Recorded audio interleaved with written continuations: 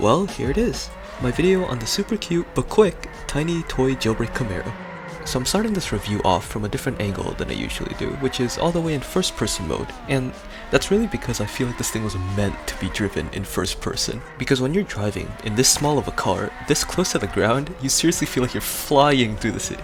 And look, okay, I admit, on paper this thing is definitely not the fastest, but seriously, once you get your hands on this, it's probably the best in-city car that you could ever ask for. And look, I'll get into the full stats of this car later, but you know, just from driving this, I definitely have to say that the numbers aren't doing this car justice. Alright, so a lot of people were asking me how pitting and tire hitboxes work on this small of a car. So pitting works absolutely like normal, so if you ram into someone, they'll get their tires popped, but it also means that others can pit maneuver you as well. And as you can probably tell from the clip, pitting people is extremely easy in this car in the city. The problem is, the low top speed really limits how far you can chase them until they're pretty much out of your reach.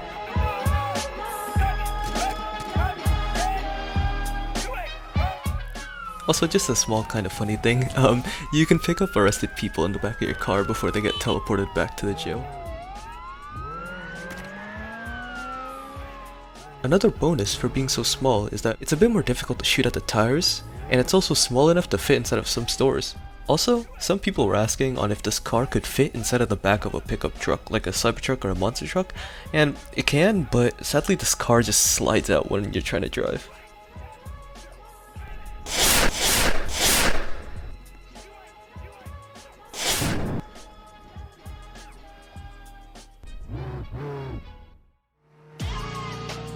Alright, now onto customization.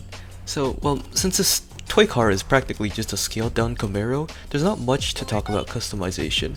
It has everything that a Camaro would have, and really nothing more. And those of you who are curious about how spoilers look on this car, from what I can tell they are completely the same to any other jailbreak car, just that some spoilers have to be forced and squished to fit on the narrower body of the toy Camaro. My personal loadout for the toy Camaro has the blue and white color combo with the racer texture. I'm also using the tiny wing spoiler along with the NASCAR rally rims from the new saves. And finally, some nice jailbreak tires. Everywhere I go, I see people riding bikes, but you gotta be careful. Alright, now back to the speed test dyno. I'm gonna be comparing the toy car versus the normal Camaro, the ATV, and the Model 3.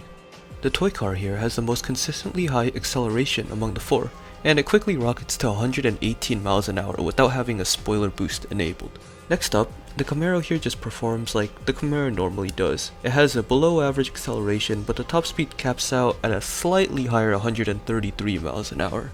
Meanwhile, the ATV accelerates nearly instantly to its top speed of a low 90 miles an hour.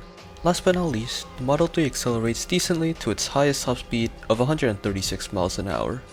Overall, on paper, the Model 3 is the best all-round performer here, but well, as I said earlier at the start of the video, the toy car definitely feels the fastest to drive around. In the end though, do I love it? Do I hate it? Well, personally, I actually really love it. It's so small and nimble that you can mess around the city with cops and, you know, have a bit of fun.